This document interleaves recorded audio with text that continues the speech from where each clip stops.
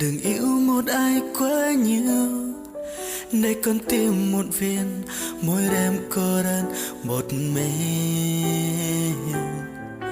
Rồi lúc gặp em, từ con tim anh chợt như xin sau bao ngày, để anh nhận thấy mình đã yêu em. Từ ánh mắt, nụ cười của em, và để anh quên đi nhọc nhằn niềm vui từ khi thấy em. Và anh sẽ hát từ trong tận nơi trái tim này, là người con gái anh đã yên vào trong lòng anh. Từng phút giây anh đang thấy nhớ em, từng phút giây con tim anh nhớ mãi, và từng phút giây anh chỉ muốn được gần em, và mình cùng trao nụ hôn em nhé.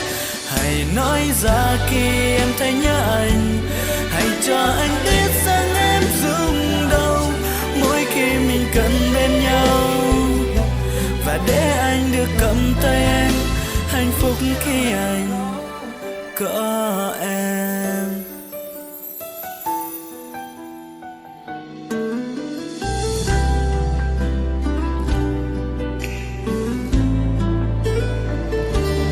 Từ ánh mắt, nụ cười của em, và để anh quên đi nhọc nhằn niềm vui từ khi thấy em. Và anh sẽ hát từ trong tận nơi trái tim này, là người con gái anh đã in vào trong trái tim anh. Từng phút giây anh đang thấy nhớ em, từng phút giây con tim anh nhớ mãi, và từng phút giây anh chỉ muốn được gần em, và mình cùng trao nụ hôn em nhé.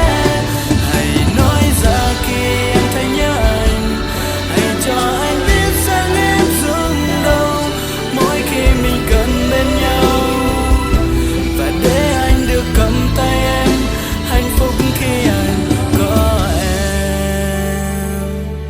Từng phút giây anh đang thấy nhớ em, từng phút giây có